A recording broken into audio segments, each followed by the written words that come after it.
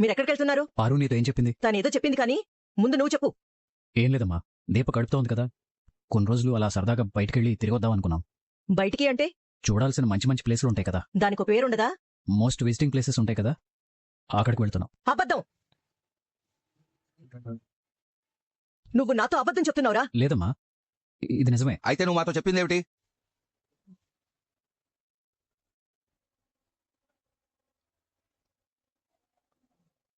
నాన్న,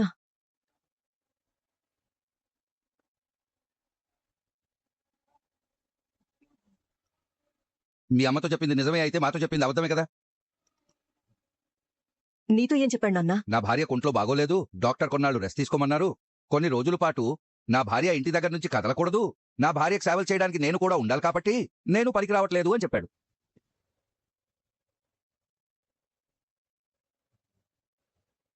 కానీ ఇప్పుడు చూస్తే సార్ ఎక్కడికో భార్యని బ్యాగ్ని తీసుకొని బయలుదేరారు. మరి దీపని హాస్పిటల్లో అడ్మిట్ చేయడానికి తీసుకెళ్తున్నట్టున్నారు. చెప్పరా, మామగారు అడుగుతున్నారు కదా. దీంట్లో చెప్పుకోవడానికి ఏముంది?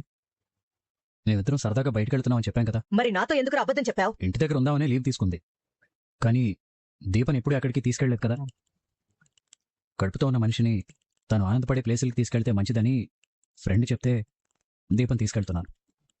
ఆ మంచి ప్లేస్ ఏంటో చెప్పరా? కాంచనా, నువ్వు ఆగన్నయ్యా, నేను నీతో తర్వాత మాట్లాడతాను.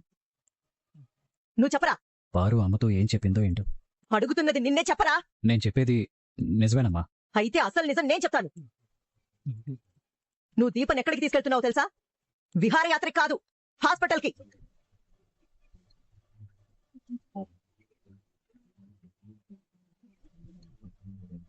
నిజమా కాదా? అమ్మకి తెలిసిపోయినట్టుంది. చెప్పరా. అవునమ్మా, నిజమే. ఏంటి, దీపం తీసుకుని హాస్పిటల్కి వెళ్తున్నావా? ఎందుకు? వాడు సమాధానం చెప్పట్లేండి. వాడెందుకు తీసుకెళ్తున్నాడో నాకు తెలుసు. నిజానికి ఇది వాడి తప్పు కాదు, వాడి భార్య తప్పు. అత్తయ్య, ఏంటి అత్తయ్యా? మంచిదానిలా నటిస్తూ మొగుణ్ణి మాట వినేలా చేసుకున్నావు. అంతా నీకు నచ్చినట్టే చేయాలనుకుంటున్నావా? నేనేం చేశాను అత్తయ్య? మీరు హాస్పిటల్కి ఎందుకు వెళ్తున్నారో నాకు తెలియదు అనుకుంటున్నారా? నీ కడుపులో నా కొడుకు బిడ్డను మోయడానికి నీకు ఇష్టం లేదు.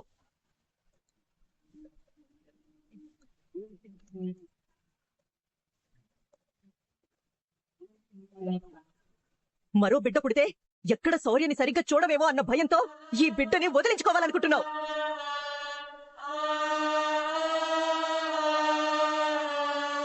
నిజం తెలిస్తే నేను ఊరుకోను కాబట్టి మీరు మాట్లాడుకుని మొత్తానికి నా కొడుకుని ఒప్పించావు.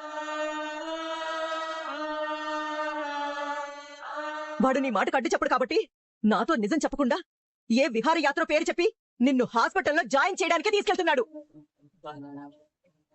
అంటే మీరు బిడ్డని వదిలించుకోవడానికి సిద్ధపడ్డారు నాన్న.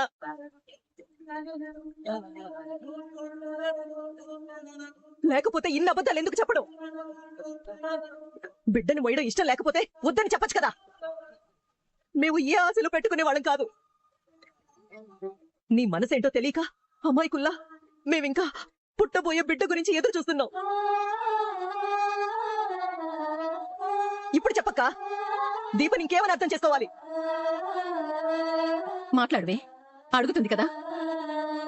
ఇదంతా అబద్ధం అత్తయ్య. కడుపులోని బిడ్డ క్షేమంగా ఉంది, క్షేమంగానే ఉంటుంది అని చెప్పు. తల్లి కోసం బిడ్డని త్యాగం చేయడానికి సిద్ధపడింది, క్షేమంగా ఉంటుందని ఎలా చెప్పగలదు? దీపా, అడుగుతుంది నిన్నేనే. నువ్వు మౌనంగా ఉంటే ఏంటి అర్థం? నీకో కూతురుందని కార్తిక్ బాబు ప్రతిరూపాన్ని కాదనుకునే మనిషివి కాదే నువ్వు. నువ్వెందుకు మౌనంగా ఉన్నావో చెప్పవే. అర్థమైంది, చెల్లి చెప్పిందే నిజం. నువ్వు వట్టి స్వార్థపరురాలివి. నువ్వు అనుకున్నది సాధించడం కోసం అందరినీ ఏడిపించే రకానివే. చెల్లెమ్మ అన్నదే నిజమని నీ నోటి వెంట వచ్చిందంటే నిన్నేం చేస్తానో కూడా చెప్పలేను. అనాథలా బతకాల్సిన నిన్ను చేరతీసి జీవితాన్నిచ్చిన ఏ కుటుంబం కోసం నువ్వు ప్రాణాలిచ్చిన తక్కువేనే. అలాంటిది బిడ్డనివ్వలేవా? చెప్పవే. నువ్వు మాట్లాడకుండా ఉంటే ఏంటి అర్థం? సౌరి కోసం కడుపులోని బిడ్డని వదిలించుకుంటున్నావా? అక్క, అది నిజం చెప్పదక్క. దానికి మన నిర్ణయాలతో కానీ మన ఆశలతో కానీ సంబంధం లేదు. అదొకటి అనుకుంది, అది చేసే తీరుతుంది. ఎంతైనా పరాయి మనిషి కదా. పరాయి దానిలాగే ఆలోచిస్తుంది. సొంత మనిషిలా ఎలా ఆలోచించగలుగుతుంది? కాంచనా, దీపని ఇంకొక మాట కూడా అనడానికి వీల్లేదు. అన్నయ్య, నువ్వు అడిగిన ప్రశ్నలకు దీప చెప్పలేని సమాధానం నేను చెప్తాను. మావయ్య, నువ్వు ఆగరా. దీప హాస్పిటల్కి ఎందుకు వెళ్తుందో నీకు తెలుసా? తెలుసు.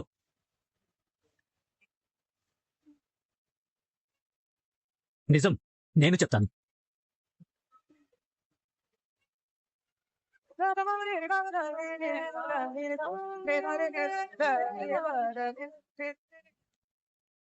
మామయ్య గారు ఎక్కడికి వెళ్ళారు? బయట కారు కూడా లేదు. ఏంటయ్యా డ్రైవర్, కొన్ని అలవాట్లు నువ్వు మార్చుకోవాలయ్యా. స్వప్న, ఏమైందమ్మా?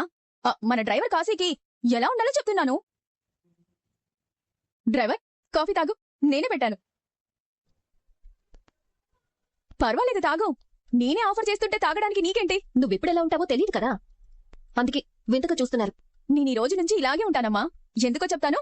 ముందు నువ్వు కాఫీ తీసుకో. తీసుకో. నిన్నటి వరకు అంటే కాశీ నా భర్త, నేను కాశీకి భార్యని. మళ్ళీ ఎక్కడ కలిసిపోతామో అన్న భయంతో తిట్టేదాన్ని, చిరాకు పడేదాన్ని. మరిప్పుడు విడిపోయాం కదా. అర్థం కాలేదా? డివోర్స్ పేపర్స్ మీద సంతకాలు పెట్టాం కదా. సంతకాలు పెడితే మేం విడిపోయినట్టే అని నీతో ఎవరు చెప్పారు? నాకు నేనే చెప్పుకున్నాను. ఈ రోజు నుండి కాశీ అంటే శ్రీధర్ గారి డ్రైవర్, స్వప్న అంటే శ్రీధర్ గారి కూతురు. నా మైండ్లో లేని మనిషి ఎక్కడుంటే నాకేంటి? తను డ్రైవర్ గా ఉన్నా, అసిస్టెంట్ గా ఉన్నా, గేట్ దగ్గర వాచ్మెన్ గా ఉన్నా నాకు నో ప్రాబ్లం. స్వప్న, అల్లుడు గారి మొహం మీద ఇలా మాట్లాడడం తప్పే. డ్రైవర్ ఏం ఫీల్ అవ్వడమ్మా. తన నేనేమీ తిట్టట్లేదు. పైగా నువ్వు అల్లుడు గారు అని పిలుస్తున్నా ముందలా పిలవడం మాని. నీ మాటలు వింటుంటే మతి పోతున్నట్టుంది. ఏదో ఒకటి చేసుకో. ఏంటి డ్రైవర్, ఇలా వచ్చావు? సార్ కోసం. సార్ లేరు, చిన్న పని మీద బయటికి వెళ్లారు. పర్లేదు మేడం, వచ్చే వరకు నేను వెయిట్ చేస్తాను. డ్రైవర్ ఇంట్లో కాదు, బయట వెయిట్ చేయాలి. ఇంట్లో అయినా బయట అయినా నేను వెయిట్ చేస్తాను. ఎందుకంటే విలువైంది ఎప్పుడు పొందినప్పుడు కాదు, పోగొట్టుకున్నప్పుడే దాని విలువ తెలుస్తుంది. నేనేం పొందాను, ఏం పోగొట్టుకున్నానో నాకు తెలుసు.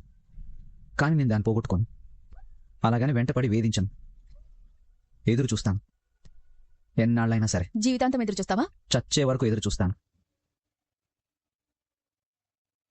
ఒక మనిషికి ఒకే అమ్మ, ఒకే నాన్న ఉన్నట్టు ఒక మనసుకి ఒకే ప్రేమ ఉంటుంది.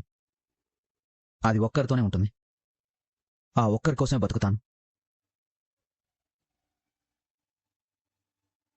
ఈ జన్మకి తనే నా ప్రేయసి, తనే నా ప్రాణం, తన ఊహలే నా ఊపిరి. ఏంటిదంతా?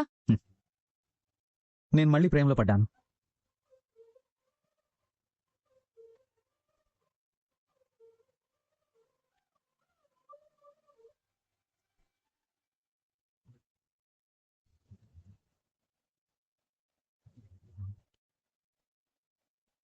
దీపకి బిడ్డను వదులుకోవడం తప్ప వేరే దారి లేదు మావయ్య.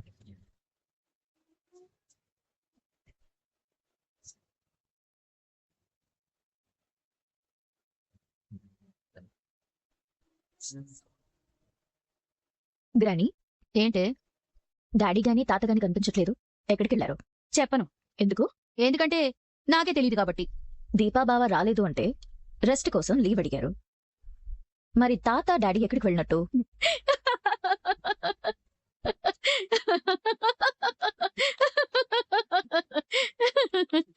రాణి, ఎందుకు నవ్వుతున్నావు? ఈ ఇంట్లో నీకు తెలియకుండా చాలా జరుగుతున్నాయే. ఏం జరుగుతున్నాయి? అవన్నీ కాంచనతో చెప్పానులే. ఏం చెప్పావు? సీక్రెట్. ఏంటది? నీకు చెప్పిన ఉపయోగం లేంది. నన్ను ఇరిటేట్ చేయకుండా ఏం జరిగిందో చెప్పు. ఏంటి? నువ్వేదో నా సొంత మనవరాలు అయినట్టు నన్ను బెదిరిస్తావేంటి? ఎవరి మనవరాలు తర్వాత చెప్తాను. ముందు ఏం జరిగిందో చెప్పు. దీప, కార్తీక్, మీ నాన్న మాట్లాడుకుంటుంటే నేను చూశాను. ఏం మాట్లాడుకున్నారు? కాంచనతో చెప్పిందే నీకు చెప్తున్నాను. ముందు అదేంటో చెప్పు. దీప కడుపులో ఉన్న బిడ్డని వదిలించుకోవాలనుకుంటోంది. బిడ్డని వదిలించుకోవాలనుకుంటుందా? ఎందుకు? అది ఇంకా సీక్రెట్. అదేంటో? అదే నాకు వినపడలేదు. వినపడకపోతే అది ఇంకా సీక్రెట్ అని నీకెలా తెలుస్తుంది? వినపడినంత చిన్నగా మాట్లాడుకుంటేనే కదా అది సీక్రెట్ అనేది. ఏడ్చినట్టే ఉంది. అది కాదే, దీప కార్తీక్ బిడ్డని కడుపులో మోస్తోంది. ఈ బిడ్డని కనడం ద్వారా తనకొక మంచి గుర్తింపు వస్తుంది. ఇవన్నీ కాదని బిడ్డని వదిలించుకోవాలి అనుకుంది అంటే అదేదో చాలా పెద్ద సీక్రెట్ అయ్యుండాలి కదా. పైగా ఈ విషయంలో దశరథ్ ప్రమేయం ఏంటి? బ్లడ్ శాంపిల్స్ మ్యాచ్ అవ్వడానికి ఈ మాటలకి ఏమైనా సంబంధం ఉందా? దీప బిడ్డని వద్దనుకుంటే కార్తీక్ ఎందుకు ఊరుకుంటాడే? ఒకవేళ దీప హాస్పిటల్లో బ్లడ్ శాంపిల్స్ ఇచ్చి బోన్ మ్యారో ట్రీట్మెంట్ కి డాక్టర్ ద్వారా ప్రిపేర్ అవుతుందా? ఆ కాంచన ఊరుకోదులే. అదే నిజమనుకున్నా బిడ్డని ఎందుకు వదులుకోవడం? ఈ పాటికి పెద్ద గొడవ అయ్యుంటుంది. దీపకి బావకి నిజం తెలుసా లేదా అన్నది పూర్తిగా తెలియాలి. దాసు కూడా ఏ విషయం చెప్పట్లేదు. బిడ్డని వదులుకుంటానంటే కాంచన తిట్టిన తిట్టు తిట్టకుండా తిడుతుంది. డాడీ కూడా ఇన్వాల్వ్ అయ్యాడు అంటే వీళ్ళందరికీ దీప ఈ ఇంటి వారసురాలని తెలిసిపోయిందా? దీప కడుపులో పెరుగుతుంది, చచ్చిపోయిన మీ నానమ్మేనంటే. నేను ఎవరిని అడగాలి? ఒకవేళ కాంచన పెద్ద మనసుతో క్షమించినా నేనడ్డుపడతాను. ఈ దాసు వల్ల నాకు మతిపోయేలా ఉంది. అసలు ప్రాబ్లం అంతా శాంపిల్స్ మ్యాచ్ అవడం దగ్గరే మొదలైంది. ఆ మీ తాతతో ఈ విషయం చెప్తే ఎలా ఉంటుందంటావు? ఏం జరుగుతుందో వెంటనే తెలుసుకోవాలి. నువ్వేమంటావే? ఏదైనా వెంటనే తెలుసుకోవాలి గ్రాని, లేదంటే చాలా నష్టపోతాం. జోస్నా, నేనేం అడుగుతున్నాను, ఇదేం మాట్లాడుతుంది? అసలు నాకిప్పుడొచ్చిన డౌట్ ఏంటంటే, దీపా కార్తీక్ మాట్లాడుకుంది బిడ్డ గురించేనా, లేదా నాకలా వినిపించిందా? అదే నిజమైతే కాంచన దీపని ఉతికి ఆరేయటం ఖాయం. చెప్పన్నయ్యా, దీప చెప్పలేని నిజం నువ్వు చెప్తానన్నావు కదా. దీప గొప్పతనం గురించి ఈరోజు మీ అందరికీ తెలియాలమ్మా. నిజం తెలిస్తే తప్పుపట్టిన ప్రతి ఒక్కరూ కంటతడి పెట్టుకుంటారు.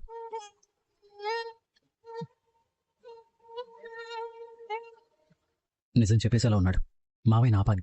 దీప తన బిడ్డని తల్లి ప్రాణం కోసం మావయ్య నన్ను చెప్పనివరా? అమ్మ అడిగింది నన్నైతే నువ్వెందుకు చెప్పాలి? నువ్వు చెప్పలేదు కాబట్టి నేను చెప్తున్నాను. మావయ్య, నేను చెప్పేది విను. నేను దీప గురించి నా చెల్లికి చెప్తాను రా. చెప్తుంటే నీకు అర్థం కావట్లేదా? ఏ అర్హత నా భార్య గురించి మాట్లాడతావు?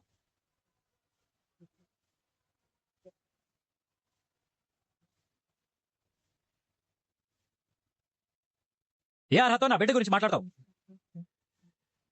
కార్తీక్, ఆయన మీ మావయ్యరా? తెలుసమ్మా, కానీ నా భార్య గురించి మాట్లాడే అర్హత నాకు మాత్రమే ఉంటుంది. సభాష్, నీ సంస్కారం అర్హతల గురించి మాట్లాడేంత వరకు వెళ్ళిందన్నమాట. అలాగే కానీ నువ్వు అర్హతల గురించి మాట్లాడితే నేను అధికారాల గురించి మాట్లాడతాను. నీ భార్య కడుపులో పెరుగుతున్న బిడ్డ గురించి నా కొడుక్కి మాట్లాడే అర్హత లేదు, అంతే కదా? కానీ నా కూతురు కోడలు కడుపులో పెరుగుతున్న బిడ్డ గురించి మాట్లాడే అర్హత నీ తల్లిని కన్నా తండ్రిగా నాకుంది. నేను అడుగుతున్నాను, చెప్పు, మీరు బిడ్డని ఎందుకు వదులుకుంటున్నారు? తాతయ్య గారు, అర్హతల వరకు వెళ్లిపోయిన తర్వాత గౌరవాలు అవసరం లేదమ్మా, నాకు సమాధానం కావాలి.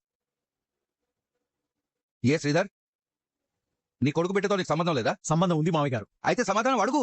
చెప్పండ్రా, ఏంటి మాకీ పరిస్థితి? మీ జీవితాల్లో ఆనందం ఉంటేనే మా మొహాల్లో నవ్వులుంటాయి. మీరు మనసులో అన్నీ దాచేసుకుని మేం బాధపడే పనులు ఎందుకురా చేస్తున్నారు? పిల్లల్ని కన్నందుకు తల్లిదండ్రులు ఆనందపడాలి. ఎందుకన్నావురా భగవంతుడా అనేలా ఉండకూడదరా? ఇప్పటికే మీ చెల్లి జీవితం ఎటుపోతుందో అర్థం కాక బాధపడుతున్నాం. అది చాలరా మాకు. మరో భారం తీసుకొచ్చి మా నెత్తినేయాల్సిన అవసరం లేదు. అమ్మా దీపా, నేను నిన్ను ఏనాడు నా కోడలిగా చూడలేదు. నువ్వు నా కొడుకు జీవితంలోకి రావడం నాకు నచ్చేది కా. కానీ నువ్వు గర్భవతివని తెలిసిన తర్వాత కాంచన కోరిక నెరవేరబోతుందని ఆనందపడితే తన మొహంలో సంతోషం చూసి మొదటిసారి నిన్ను నా కోడలిగా అనుకున్నాను.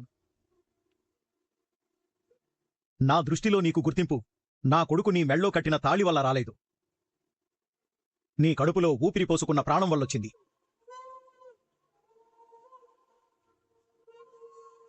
ఇప్పుడు ఆ ఊపిరి ఆగిపోతుందని తెలిసినప్పుడు ఈ గుర్తింపులు గౌరవాలు ఎవరికోసం? ఆ రోజు నేను నీతో ఒక మాట చెప్పాను, గుర్తుందా? నీ కడుపులో పెరిగిన బిడ్డని నీ అత్తగారి చేతిలో పెడితేనే నీ రుణం తీరుతుంది అని చెప్పాను. నీకు పుట్టబోయే పిల్లల్ని చూడడమే మీ అత్తగారి జీవిత లక్ష్యం. నువ్వు నీ బిడ్డనిచ్చావంటే అత్తగారి రుణం తీర్చుకున్నట్టే. అయినా సరే నువ్వు వదిలించుకోవాలనుకుంటున్నావంటే మీ అత్తగారు నీ మీద పెట్టుకున్న నమ్మకాన్ని తప్పినట్టే కదమ్మా. పాతేసిన పందిరాట్లా అలా నిలబడ్డావేంటే? ఏదో ఒకటి మాట్లాడు. నువ్వు కూడా కార్తీక్ బాబులాగే నాకు మాట్లాడే అర్హత లేదంటావా? నేను నీ మేనతలాగా అడగడం లేదే, కాంచనకి అక్కగా అడుగుతున్నాను. ఎందుకు బిడ్డని వదులుకోవాలనుకుంటున్నావో చెప్పు. అక్క, నువ్వాగు. మీరంతా నా తరపున అడుగుతున్నారు. ఈసారి నేనే అడుగుతాను. చెప్పు దీపా, బిడ్డ క్షేమం గురించి నీ భర్త మాటిచ్చాడు, నువ్వు మాటిచ్చావు. వీడినే కంటికి రెప్పలా కాపాడుకున్నవాడిని బిడ్డకి ఏమైనా జరగనిస్తానా? మీకు మాటిస్తున్నాను, నా కడుపులో బిడ్డ క్షేమం కోసం నా ప్రాణం అడ్డు పెడతాను అత్తయ్య.